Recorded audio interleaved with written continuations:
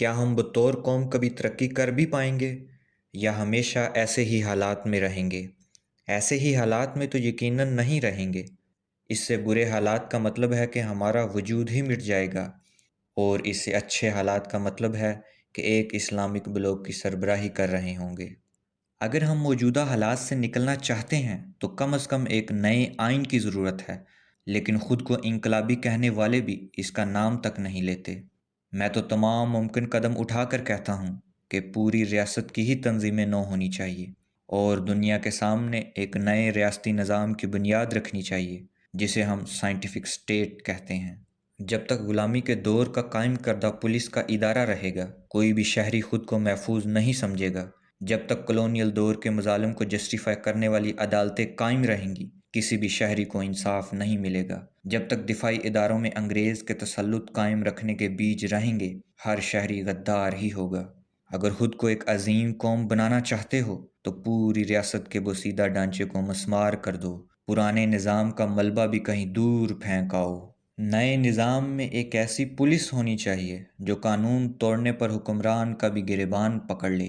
ایسی عدالتیں ہونی چاہیے جو امیر اور غریب کو برابر انصاف دے۔ ایسے دفاعی ادارے ہونے چاہیے جن کی موجودگی میں دشمن لرزیں اور ہر شہری خود کو محفوظ تصور کرے۔ نئے خون سے نئے دور کی عمارت بناؤ، اور یہ نیا خون 21ویں صدی کے نوجوان ہیں۔ جب ہم ہر ادارے کو ختم کر کے نیا بنانے کی بات کرتے ہیں تو اس کا مطلب یہ ہے کہ نئے آئین کے ساتھ ساتھ نئی نسل کو آگے آنے کا موقع دیا جائے۔ دفاع کے علاوہ ہر ادارے کے تمام عملے کو فارغ کر کے اس کی جگہ نئے پڑھے لکھے سمجھدار نوجوان لائے جائیں۔ کیا ہمارے ہاں ایسے نوجوانوں کی کمی ہے؟ بالکل بھی نہیں۔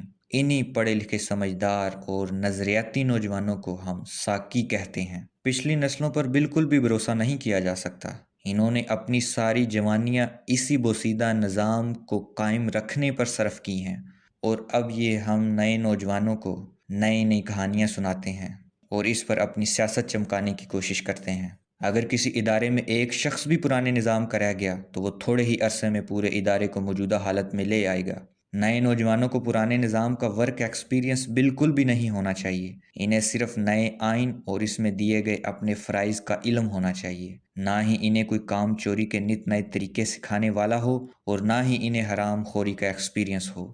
یہاں تک کہ پرانے نظام کا کوئی ایماندار شخص بھی نئے نظام میں شامل نہیں ہونا چاہیے، کیونکہ ایسے شخص میں برائی کو دیکھ کر اس کے خلاف آواز اٹھانے کی ہمت نہیں ہے۔ جب بھی نیا ریاستی ڈھانچہ کوئی غلطی کرے گا تو یہ عادتاً خاموش رہے گا۔ دوسری طرف نئے نوجوان اس غلطی کو سدھارنے کی کوشش کریں گے، کیونکہ انہیں خاموش رہنا آتا ہی نہیں، اور وہ جانتے ہوں گے کہ نئے آئین میں خاموش رہنا ایک جرم ہے۔ اب دفاعی اداروں کی بات کرتے ہیں۔ ان کے لیے ہم ری اسٹرکچر کی بجائے اپ گریڈیشن کا لفظ یوز کرتے ہیں، کیونکہ آزادی سے پہلے بھی انہوں نے اپنے دفاعی فرائض بخوبی سر انجام دیے ہیں۔ آخر دو عظیم جنگیں جیتنے والی فوج کا ایک ٹکڑا ہیں۔ ان کے زیادہ تر تنظیمی ڈھانچے کی ہم حوصلہ افزائی کرتے ہیں، بس سوچنے کے انداز میں مکمل تبدیلی کی ضرورت ہے کہ فوج قوم سے ہے، نہ کہ قوم فوج سے۔ ہمیں cyber space, biological weapons, military robotics, outer space, ideological weaponisation اور دیگر فیوچر ٹیکنالوجیز جیسا کہ سنتھیٹک انٹیلیجنس اور کوانٹم ڈیفنس ٹیکنالوجیز وغیرہ کو اپنے دفاع کے بنیادی ڈھانچے میں انٹیگریٹ کرنا ہوگا۔ اپ گریڈیشن کا مطلب ہی یہ ہے کہ اپنی افواج کو جدید دنیا کے تقاضوں سے آگے کھڑا کرنا۔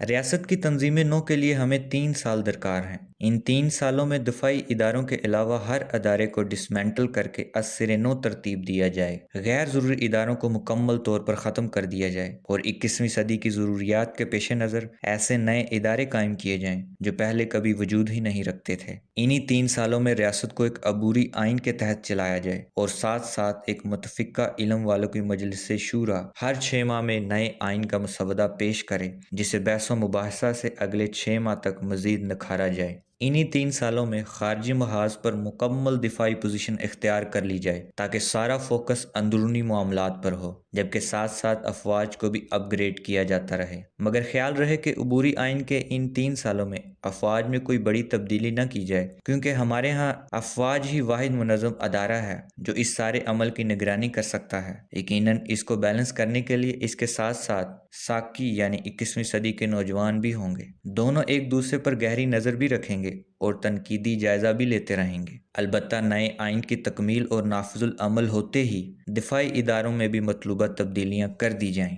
ایسا عظیم کارنامہ جو قومیں صدیوں میں ایک دفعہ کیا کرتی ہیں، یقیناً ہمارے ہاں افواج کے علاوہ کوئی اور نہیں کر سکتا، اور اس سارے عمل کو ساکی یعنی 21ویں صدی کے نئے نوجوان لیڈ کریں گے، اور وہ وقت آنے پر ساکی labs of research and technology کو نئی ریاست میں ضم کر دیں گے۔ ہماری ٹائم لائن کے مطابق 2050 تک ہمارا سارا فوکس ٹیکنالوجی ڈیولپ کرنے پر ہوگا۔ اس کے ساتھ ساتھ ہم فائنینشل اور ایجوکیشنل ماڈل بھی قائم کریں گے۔ اس عرصے میں ہم سٹیٹس کو کے ساتھ کوئی براہ راست ٹکراؤ نہیں چاہتے، لیکن 2050 کے ختم ہوتے ہی اور 2051 کا سورج طلوع ہوتے ہی یا تو یہ نظام رہے گا یا پھر ساکی رہیں گے۔